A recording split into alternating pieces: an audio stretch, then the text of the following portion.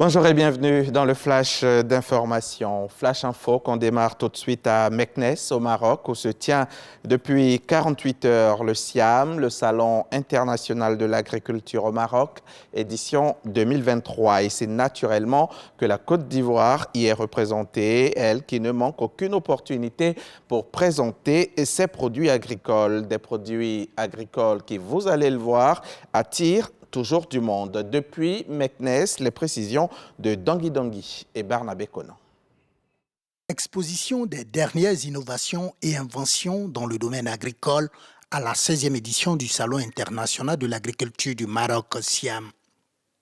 La Côte d'Ivoire est encore une fois ce rendez-vous international d'échange, de partage d'expériences et d'expertise. Nous allons pouvoir rencontrer nos partenaires au développement dans le domaine agricole.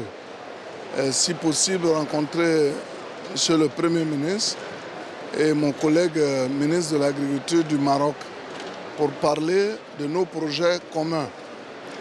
L'objectif, il est de taille. Nous avons toujours participé au salon de l'agriculture de Meknès, donc du Maroc. Et chaque fois quand nous arrivons, nous apprenons quelque chose de nouveau. La participation de la Côte d'Ivoire au SIAM a déjà permis au pays de s'enrichir de l'expérience marocaine. Nous-mêmes, quand nous étions au ministère des Ressources animales et halieutiques, nous avons pu bénéficier de grands projets agricoles dans le domaine des ressources halieutiques avec la construction de 2 débarcadères pour notre pays. Il en est de même également du soutien du Maroc dans d'autres domaines d'activité.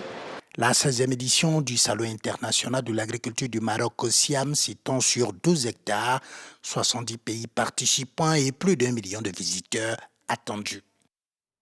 Ici en Côte d'Ivoire, c'est le salon de la salubrité qui se tient de manière plus complète. C'est le salon de la salubrité et des solutions écologiques en Afrique. C'est la 2e édition.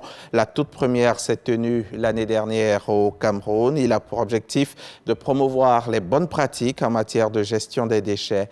À 13 h, le reportage de Carmel Dia, Khalil Diomondé et Joël Mambou.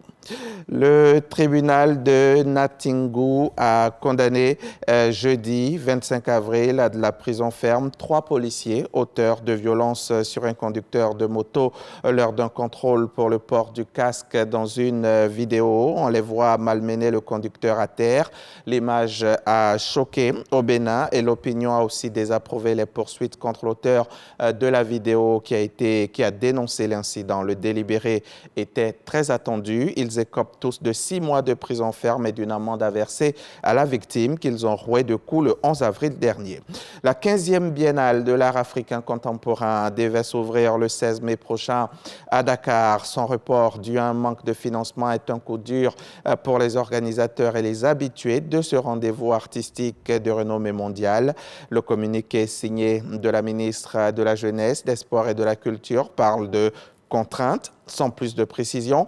Il est aussi question de la volonté des nouvelles autorités d'organiser la biennale dans des conditions optimales à la hauteur de sa réputation de rendez-vous historique des amateurs d'art du monde. Le nouveau rendez-vous est donc fixé du 7 novembre au 7 décembre. Cet événement, depuis sa création en 1992, n'a été reporté qu'une seule fois en raison de la pandémie de Covid-19.